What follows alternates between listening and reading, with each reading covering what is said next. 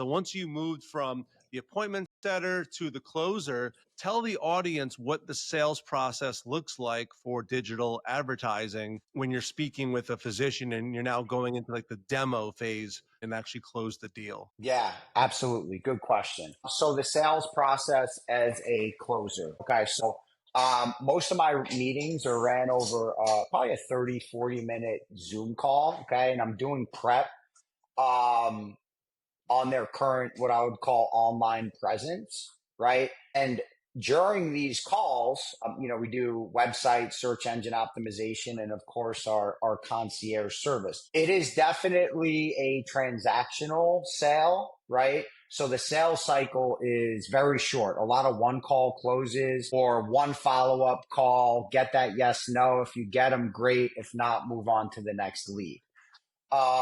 So on these calls, and this is something I learned at Patient Pop that really made me successful, in my opinion. Well, there's two things. I never lost that grit of being an SDR, right? So when I got promoted, I had somebody setting meetings for me.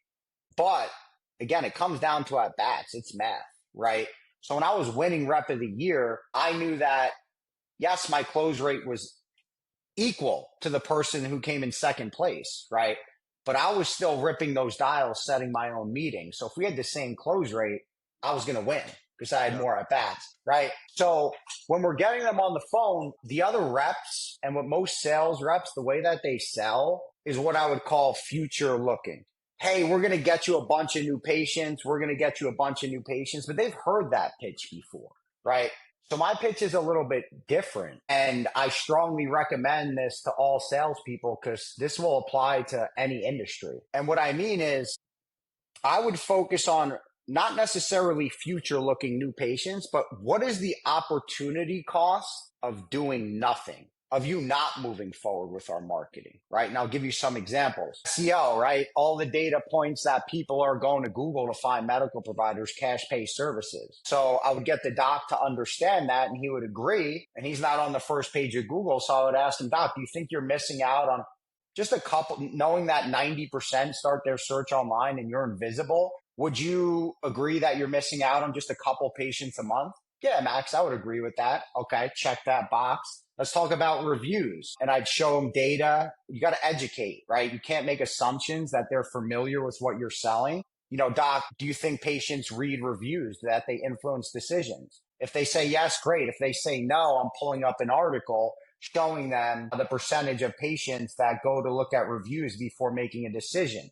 So you got to check that box before you get into why reviews are important. If they don't believe they're important and you just jump into it, you got to pump the brakes, right? Yep. So they agree that it's important. Okay. I show them data to support that. Okay, Doc, your reviews aren't great. Do you think you're losing a couple patients a month with your reviews the way that they are? Yes. And I would take them through each of our services in a similar pattern. And by the end of the call, when I show them the price, it's not we're going to get you 1 million new patients. They've heard that pitch. It's, Doc, I would argue you told me you're losing a few patients because you're not showing up in search. You're losing a few patients because your reviews aren't reflective of your practice or they're not as good as they should be. So I would argue it's costing you more money to do nothing. It's cheaper to go with our service and pay the monthly fee than it is to do nothing. And when I figured that out, it was a different approach. It was a fresh pitch. I saw my close rate skyrocket. While you're going through and you're telling them the different avenues as to what could be giving them that problem, you're doing like little mini check-ins to get their buy-in so that when it comes to the end of the presentation and you're presenting your solution, you're including all of the things that are important to them. It's actually costing them more money to not move forward with you and actually solve their issues. That's awesome. So because you are a mostly one call close type of sale, what are some common objections that you guys get in digital advertising? Good question. Common objections, price, right? It's going to be price. Now there's two ways to handle this with those check-ins, right? So that when you get to price, you can revisit those. Well, Doc, you just told me you're losing patients because of by not doing X, Y, and Z.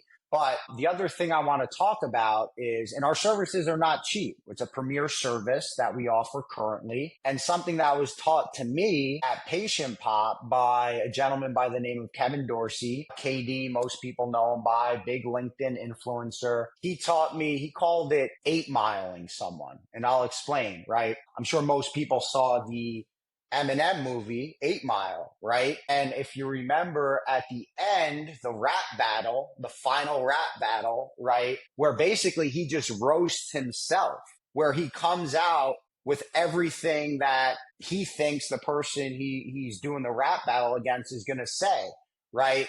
So if you know, and price is the biggest objection, our services are expensive, you know that's going to come at some point in every conversation. Don't sit back and wait for it, right? Because you're going to lose control of that conversation, right? So what can you do is you come out, you 8 mile them.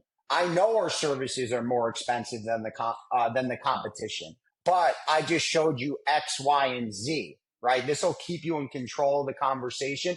You know they're thinking it's expensive. Don't sit back. Don't hide from it. So any industry in those common objections, my advice would be to maintain control and you bring up that objection rather than sitting back and waiting for it, because you could quickly lose control of that conversation.